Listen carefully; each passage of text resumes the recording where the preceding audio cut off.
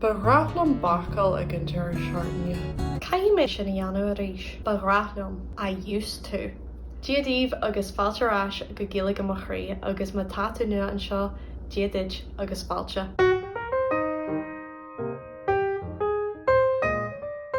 Iniu bime ag táispaint struchtúr ionta díobh. Tá an amsir ráthachta an fásta, the past habitual, ach seo hack bug mana bhfuil tú ag géirí an amsir sin a úsáid. Níl méid rá ná fólam an amsir ráthachta, tá sí úsáide agus úsáidtear an amsir sin i gcainis na múin, ach úsáidtear an struchtúr seo go minic i gcainis olú. Dearhan go bhfuil sin níos fása, níl an amsir ráthachta rá chaalaí, ach is mailam an struchtúr seo, sílam go bhfuil sé rudbug níos fása. Dús caiimiid arc siar ar an oranium réamhachlach le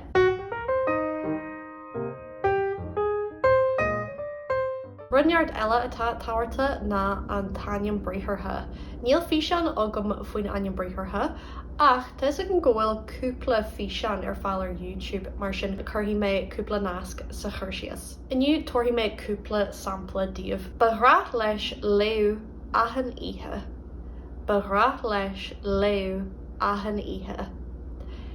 He used to read every night. It was usual with him for him to read every night. Ahan ihe sin canadjalu, gach ihe sin an Gaeilge. Important to note, in places in Donegal, they will pronounce it more like bagrálum. You can use abad.ie to see what I'm talking about.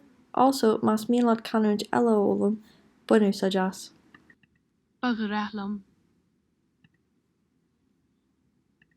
Bagrálum. Bagrálum. Barach leihí pelghéalach a imirt. Barach leihí pelghéalach a imirt.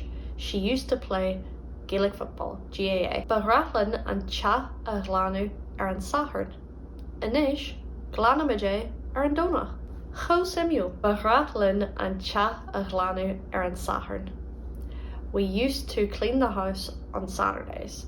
Now we clean it on Sundays. Bagrálum níos mó acliarta a dhéanamh. Bagrálum níos mó acliarta a dhéanamh. Tá sé fear. I used to do more exercise. Ach, fiche ceathair atá an inis, deanhí mé níos mó acliarta a rís. Agus inis ar nóia caiimiid tránna gceist bug a dhéanamh. Ní hiaglam sibh agáil gan tránna gceist.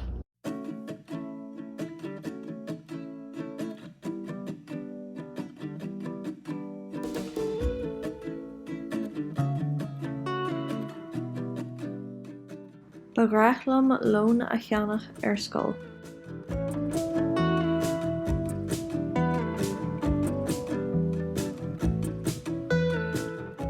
Bagrach leis filliart a scríú.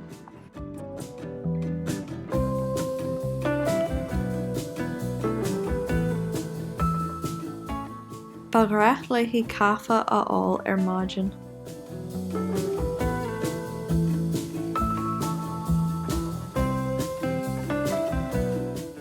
Bagrálum díalan a choinneáil.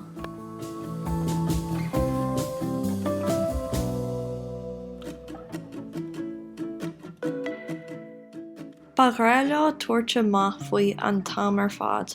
An ró an struchtúr seo ar olas agat, an úsáidin tú an struchtúr seo, an bhfuil an amsir ráthachta ar olas agat. Inis dús na chartna tá simulagam. Tásúlagam gur bhain sibh sult as an ghearr íseán seo inniu. Súlagam gur raibh sé úsáide, agus inis tá obairhalla agah.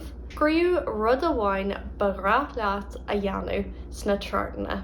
So one thing that you used to do, write it in the comments. Ask Gaeilge ar nóia to practice.